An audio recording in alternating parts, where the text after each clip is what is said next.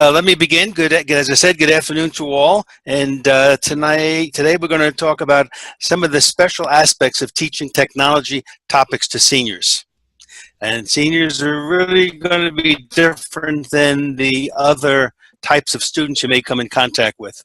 Just to give you a little information about my own background from a teaching perspective, I was in banking, but when I moved up to this part of Arizona, I decided I would use some of my technology experiences and see if I could teach them at the local community college, Gila Community. So they now have me actually teaching 4 classes each year at the college.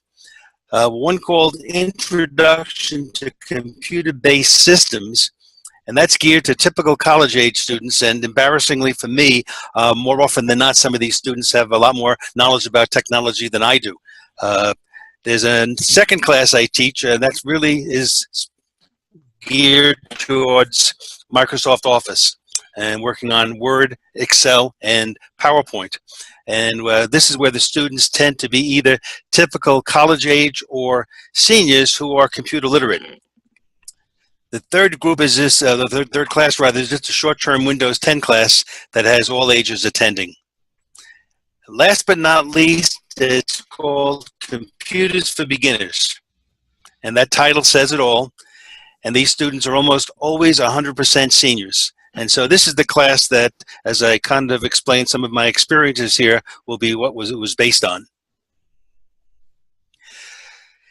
Sooner or later, we are all teachers. Isn't that true in life?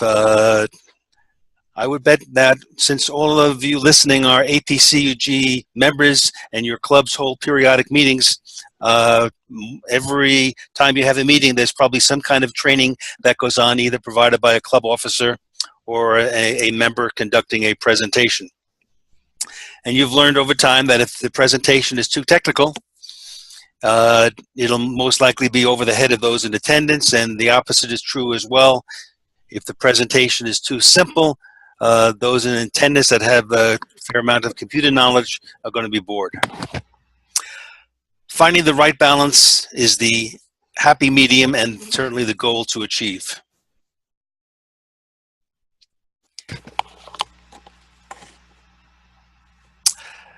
Often, outside of your user group activities, you're going to find yourself being a teacher. How about a relative who just got a new computer? Every family has a computer expert. And my guess is most of you attending this session are probably the one that's been nominated by your family to be the computer expert.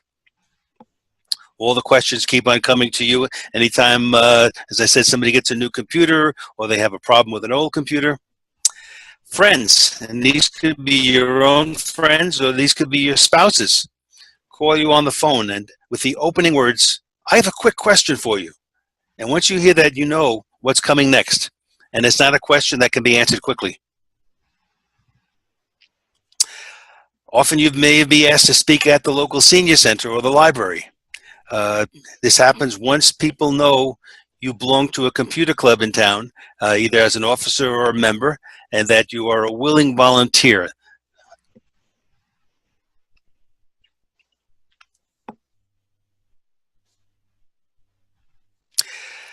I did not do this presentation on my own. I did pull a lot of this together, but I went out and I asked others if they might provide, this is other people who are in a teaching profession, if they could provide some input for me.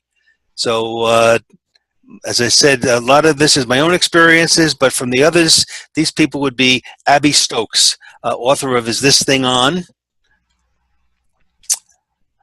3 folks from the Sarasota Technology Users Group in Florida provided their input. Judy Tellur, who most of you know as probably the best known person within APCUG because she has the contact with practically all of the user groups, and she's the chair of the advisors. And as I culled together all of the information provided by these various sources, really what came to mind and impressed me was how many of them were the same, that we really focus on same kinds of aspects here, and none of us have met, or very few of us have actually ever met, and certainly we've not had conversations about this. So I guess it just comes naturally that when you're an instructor, you look for the things that are going to help get the point across and get your lessons across. So let's start with Abby. Uh, Abbey Stokes is a longtime friend to APCUG. She's spoken at several of our conferences over the years. The author of this fantastic book, written with seniors in mind. It was her mom in mind when she wrote the book, Is This Thing On? And if any of you have not visited Abby's website, there it is, askabbystokes.com, and a wealth of information on this website. One of the areas that she lists, in addition to video, training videos, and other things, is called 10 Tips for Teaching Silver Surfers. And I'm going to go over a few of them that I've also used in my 9 years of educating seniors about technology. Now, just as a side note, when I saw the term that Abby used, silver surfers, that immediately brought to mind what happened to me at the local casino in my area. I was there not gambling, no, having a meal. And as I was leaving, I said, can I get a senior discount? And I was told, oh no, we don't offer senior discounts anymore. We now have wisdom discounts. Kind of made my day.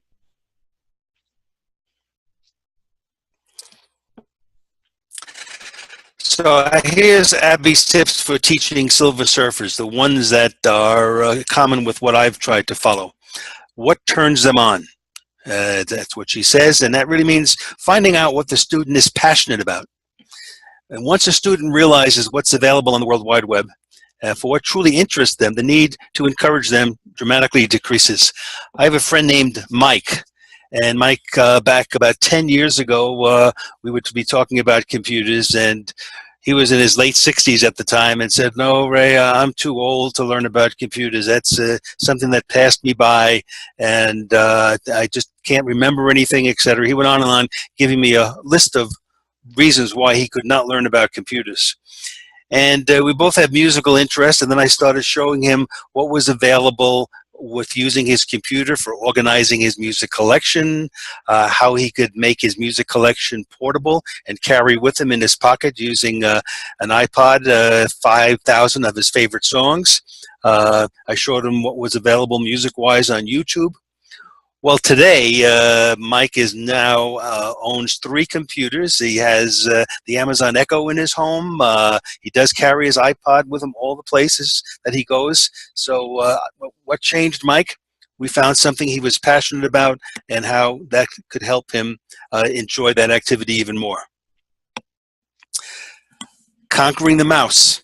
And I've watched newbies and new folks who are working with a computer and they don't even know how to hold the mouse. I was watching one good friend, a doctor and lawyer, who the first time he and was entertaining using a mouse was holding it just with 2 fingers. You don't know. So what I suggest they do when it's new and if they're having some difficulty, I send them to any of the various solitaire computer games. These actually were developed by Microsoft and other companies to help students learn how to handle the mouse and become more familiar with it. I call it mouse dexterity. And those kind of games also help the student focus on the screen and find things that they're looking for quicker. I now give homework. Earlier in my teaching the beginners class, I didn't give homework. But now I've learned that if I want the student to practice what they learned in class that day, I have to actually assign it as a homework. And I've learned that seniors can be like their teenage counterparts. An actual assignment will be done long before a suggestion to do the same task is followed.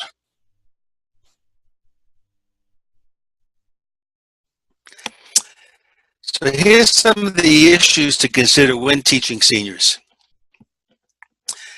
Sad fact, but many seniors no longer have the memory skills they had when younger. Now, when I make these statements, these are, of course, are generalizations, but it is true that the older we get, the harder it is to retain new information. So what I like to promote is learning by repetition or by rote. And I use the example that consider the way most of us learned the multiplication table back in the days when the subject matter was called arithmetic. With learning how to use computer functions, I think the answer is the same. Practice that particular task over and over until it becomes natural. How to foster encouragement to use the computer. And this is what we discussed a few minutes ago, but it's worth repeating. Determine what the student is passionate about. Show them what type of information is available on the World Wide Web. And like I did the case with Mike, I create, as his wife said to me, Ray, you've created a monster. Many seniors use the hunt and peck system when typing and really can easily become discouraged once they have an assignment that requires more than a couple of lines to type. Well, I encourage them to take college keyboarding classes. Keyboarding is the term of the day. They no longer call typing. Take a keyboarding class, and obviously if they're seniors, it's typically free at most community colleges. And if they don't want to actually go that step, there's a terrific website called powertyping.com. Free, and it gives all kinds of typing tests, and it teaches a person using it how to do touch typing. The better a person can type, the more enjoyment they're going to get from their computer.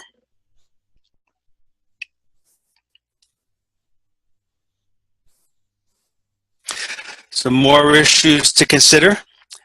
Many seniors I found are tentative and afraid to just try something. They feel they'll break the computer. I can't tell you how many times a student will raise their hand in class and say, Ray, what happens if I do such and such? And my answer is always the same. Try it and let us know. So I really want to assure my students that today's computers, unlike the ones from 20 years ago where you would get the blue screen of death, that today's computers are almost bulletproof, and that simply using them in a normal manner will not cause any problems. Seniors, and unfortunately I'm going to say mostly the guys, are not the best at taking copious notes. And then when they get home and they're trying to do the assignment they learned in class, they have nothing to read from, and they may have forgotten and tend to skip it. So my solution here is, if there's no textbook involved in the class, then I go to the trouble to make handouts. And while it's extra work for me, I just make them once, and then I can just use them over and over again at future classes, just with occasionally some updates. I've learned that seniors like something they can hold in their hand and read. This is why you'll see many seniors perhaps preferring an actual book rather than using a device like a Kindle.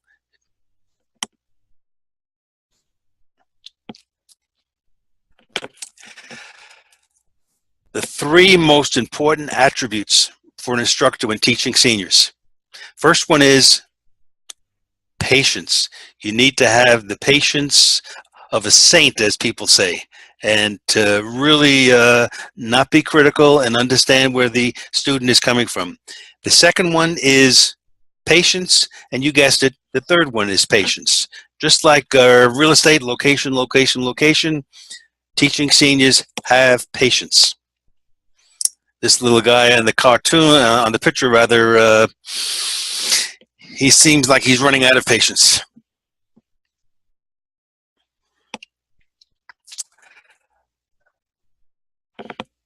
Some other attributes.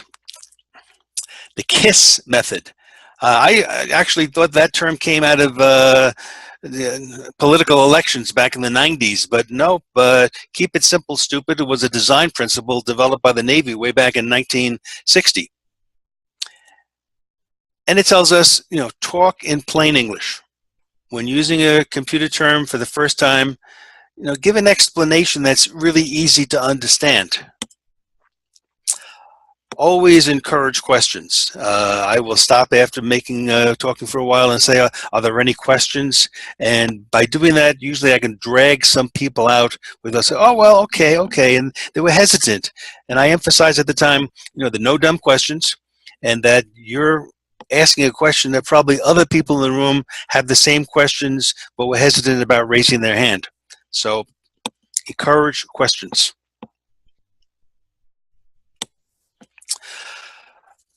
Where and when possible, use some type of presentation software like PowerPoint, because we all like visuals. Here's an example that I use in my beginner's class when I'm talking about the cloud, because they hear the term the cloud all the time, and what is that? Is there really some cloud up there in the sky? So I show pictures of an actual server building, and then what a typical floor would look like inside, with hard drive after hard drive after hard drive, just going almost as far as the eye can see. And then this helps the student visualize, oh, the cloud, it really isn't a white cloud up in the sky. It's a location that stores data. So PowerPoint, anything visual comes in very, very handy. Encourage use of YouTube. Definitely, YouTube has become the go-to website for training videos. Practically any topic you can think of, you're going to find somebody wanting to tell you all about it on YouTube. And computer learning is right there, very high on the list. But when we go to YouTube, I tell my students, just keep this in mind. When you want to find something, just type the words that come to mind in the YouTube search box. And you're going to be brought to not one, not two, but dozens of videos that relate to that. And some of the negatives of YouTube is check the date that the video was uploaded, particularly with computer training.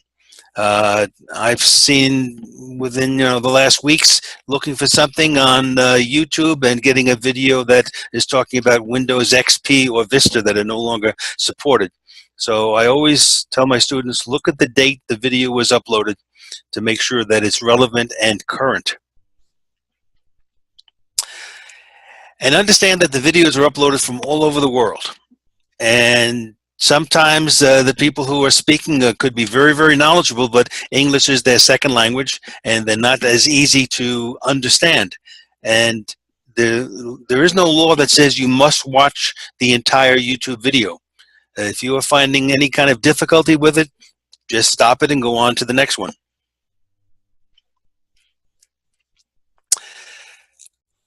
Make your class fun.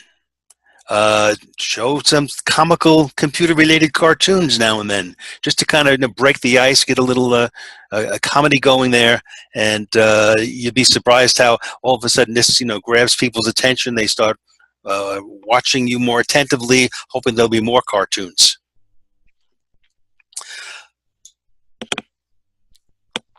Another way to make your class fun is to tell some corny computer jokes. And the good news about telling these jokes is nobody's going anywhere. You have an office that's a captive audience, and they're going to have to listen no matter how bad the jokes are. So there's, what did the spider do on the computer? Made a website. What did the computer do at lunchtime? Had a bite. And a baby computer calls his father Data. Oh, these are pretty bad. I agree. Give these courtesies of that website, ducksters.com. So this was not a long video. I went through it a little bit faster than I thought, but I think I covered all the aspects that were necessary, and I knew that since this was the last one of the day, I could probably end a little bit early, and nobody would be too upset about that. So David, if you're still there, I'm happy to take any questions. Dave, I've unmuted myself. Good. Okay. So far, feel free to type in some questions while we're doing this. Somebody said workshops are almost impossible. Any suggestions? When they say work, I'm not quite sure what makes it impossible. Sometimes with a workshop, you're going to have varying degrees of computer knowledge, and that does make it difficult. And it goes back to the slide where I said if it's too simple, people are going to get bored. If it's too complicated, people are going to be intimidated. So you got to focus your attention and what you're trying to teach at a middle level, knowing that you might get some folks on either end of that spectrum to lose a little bit of interest, but if you can focus on the majority of people, then I think you'll do all right. Okay, then we got a question in here about developing listening skills when teaching.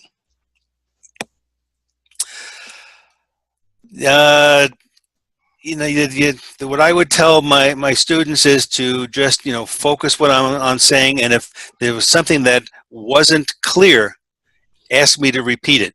I never have a problem of repeating something 2, 3, 4 times, whatever it's going to take to make the person understand and know what we're talking about. But I do understand this listener's question about listening skills. I can tell you what happens with frequency, where I will be talking for 5 minutes on a computer-related topic, and then I move on to something else, and within a minute I get a question from somebody that, if they would have been listening to what I said a few minutes earlier, knew I covered that. So yes, listening skills can be important, and it's just a matter of focusing and re-emphasizing the point you're trying to make. Okay. We're getting a lot of different comments in here talking about repeating stuff. How many times would you say you need to repeat it?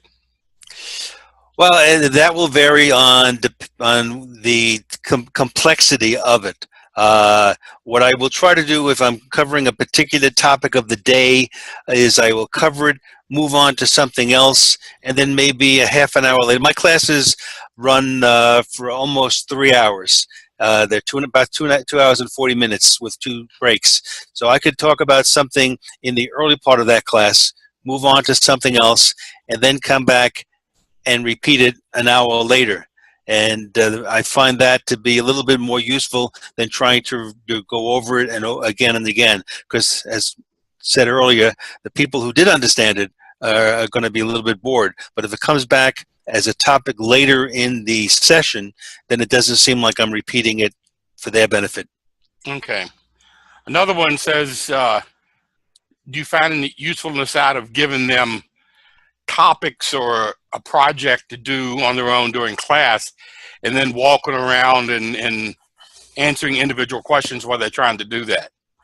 Not in the very good question. Not in the beginners class. The beginners class. I should take that back. When we're doing basic email and surfing the web, yes, those are the tasks that they're given for email. I'll have an example of a 2 or 3 paragraph message on the screen in front, and then ask them to type that with whatever spaces are involved and paragraph mark spaces between paragraphs. So those kind of assignments I do. But unless I have an actual textbook in the class, it's really hard to assign a project to do. Okay. And another question is, how do you find the topics week after week to talk about? If it's the beginner's class, it's pretty basic. It's the ones that I've been teaching over and over for the 9 years, except I keep on upgrading them based on what's happened. So when I started teaching email, I really was just focusing on the use of web-based email. But now since Windows 10 has come out and the Windows Mail program within Windows 10 is pretty relatively easy to use, I now incorporate using email clients like Windows Mail. So it's the same topics, but I add to them what has become more modern or better ways to accomplish things.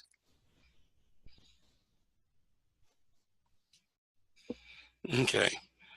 But if I understand correctly, that the topic and course curriculum are somewhat set when you are teaching the class. So when they sign up for the class, they know sort of what it's supposed to be taught, right? Yes, there is a course catalog from the we work with Eastern Arizona College, and there's a course catalog, and they specify all the things that must be covered in the class. I've always found that I can accomplish that, plus add other aspects like photos are always a very big topic. How do I get them off my phone and onto the computer, and how do I manipulate them, and how do I make it easy to share them? I add music, things like that to again to find what people are really interested in. Email and surfing the web are wonderful, and you want to make sure everybody knows that. But there's so much more that the computer can really improve a person's lifestyle by finding things they enjoy. I try to add them to my course description as well. Okay. What age group do you like teaching the most? That's a very good question. Well, I'll go back and add, what age group do you dislike, not really dislike, but don't like teaching the most? You know, it's all about people, not about age groups.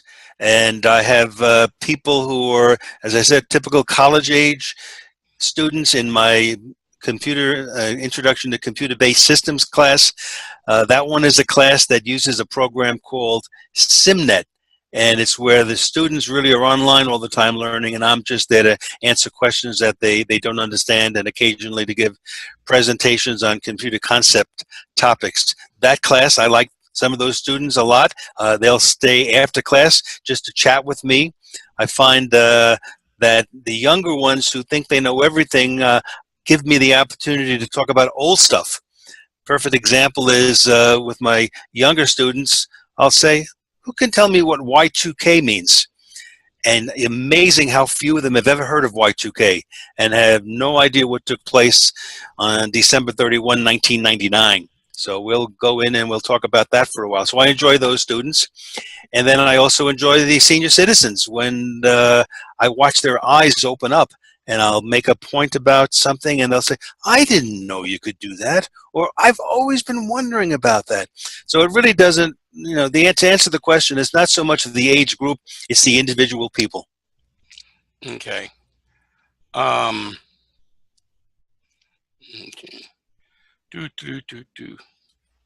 So your students range from college age to seniors, right? My oldest student was 87. Okay. And my youngest was 19. Okay.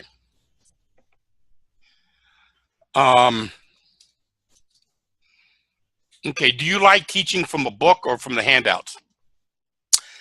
Again, depending on the class. So on the class that's Microsoft Office, I definitely like teaching from the book, because the book that we use is called Go with Microsoft Office 2016.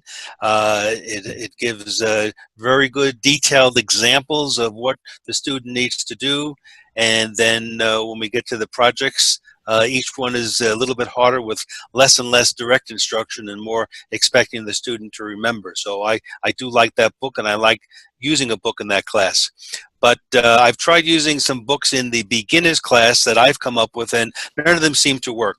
I've found over time now that it's better if I give handouts, and we use the handouts as my direction. And then all I need to do at the beginning of each semester is look at the handouts and see if they need to be updated for changes that may have taken place over the last year. So it depends on the class, and I use both. Okay. Okay. Anybody else have any questions? Okay. Okay. Someone says, what's your ratio of your talking versus having the students talking? Well, I'm from New York, so I talk a lot. But it's hard for me to come up with an actual number. I think I'm doing most of the dialogue until I start asking my students questions about what we've covered, just to make sure that they're retaining it. So if I had to come up with a number, it's probably 95% me, 5% my students. Okay. Okay. And I assume it's based on the topic as to whether they're hands-on or they're just taking notes. All of the students in our computer lab sit in front of a very nice modern computer, all-in-one computers with pretty high specs.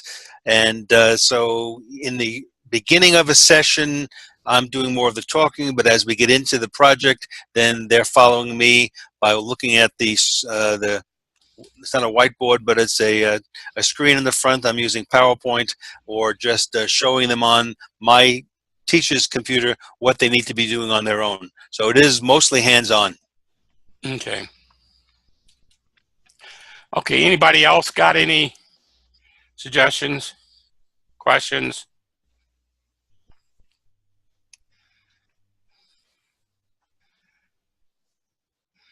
Oh, someone asked you to use Chromecast. No, not in the college. We have to use the equipment that they provide. Okay. Because I assume this is all hardwired and... Yes. Okay.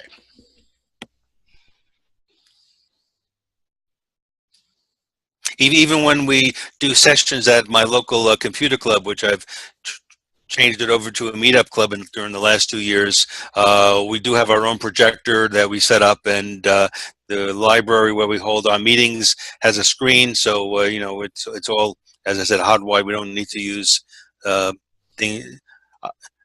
options like Chromecast and some of the others that are available.